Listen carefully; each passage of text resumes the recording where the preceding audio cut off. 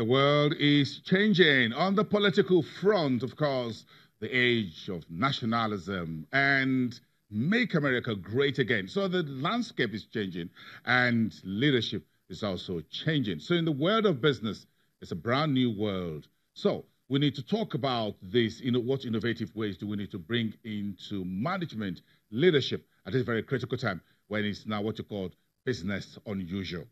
Professor Neil Hartman from the MIT is here with us. He's in Lagos, Nigeria, and is live here in our studios with us. It's good to have you, Prof. Thank you very much. Thank you. It's very good to nice have to you. Be here. When you folks sit down at the MIT and the School of Management, and you see the rise of nationalism in the United States, the global trade wars, and everything else in between, what comes to your mind as to what needs to change and how the business world need to understand the geopolitical tensions between China and the US and Europe and the traditional allies and folks forming new alliances? Oh, of course, Brexit is just a few days, absolutely. Away. So what sense should business leaders be making of all of this? Well, the world, of course, is changing dramatically, and we have become a much more global world. We need to collaborate. We need to learn how to work well together. And leaders need to be very innovative in terms of how they think about approaching work, how they think about working collaboratively with people around the world. The trade wars, many of us believe, are not really a positive thing for anyone. And rather, we need to look at how do we work effectively with China, with the European Union, with Canada, with Mexico, with all countries around the world to make this a much more global market. If this change comes to stay, if it's a new world of disorder in a manner of rearrangement of things and positions and relationships and what have you, what should be the new focus? Because we need to continue to make money. We need to continue as a going concern in the business world. Trade will have to continue. We have to find new partners. We need to find new markets. And everything, including currency, will have to take place. What do we need to do? So business leaders, I think, need to focus very much on two things. One of those is the idea of innovation, and innovation in a very broad sense. Innovation in terms of new products, new services, but also innovation in terms of new processes, how we work better, how we manufacture better, how we're more effective and more efficient. We also have to focus tremendously on sustainability. And businesses need to recognize the importance of working effectively with economics, with the environment, and with society. And, put very simply, that's the idea of profits, people, and the planet.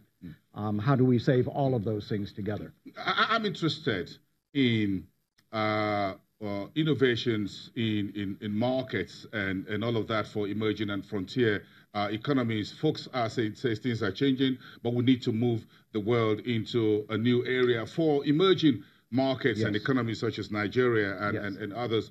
How much work do we need to do in terms of those who lead businesses and enterprises, whether in public sectors or private sector? Right. Well, when we look at a country like Nigeria, it is tremendously rich in terms of natural resources and of people resources. But we need to work with the business leaders and governmental leaders to work on making all of these things more collaborative and more effective. One of the things and one of the reasons why I have the good fortune to visit Nigeria right now is over the next 2 days through the TEXIM organization, we're going to be working with a number of leaders from various sectors, banking and finance, oil and gas, the media, a lot of different areas, and to look at what can leaders do to innovate, to think about sustainability, and also how can they inspire others to move toward these directions in terms of innovation and sustainability. So we're very excited about having the opportunity to work with these leaders to move Nigeria in a very positive direction. One of the key issues is about government. Government would have to come into the entire conversation, and I'm sure that you folks think about when we talk about the whole innovation, the whole thing being a game changer. Government is very important. We cannot discount government as well. So do you think this is something that those who are in political governance structure will have to take on board as well? Absolutely. Government has to be strategically involved in all kinds of efforts in terms of sustainability and innovation. As an example, as we look at any country, education is clearly hugely important.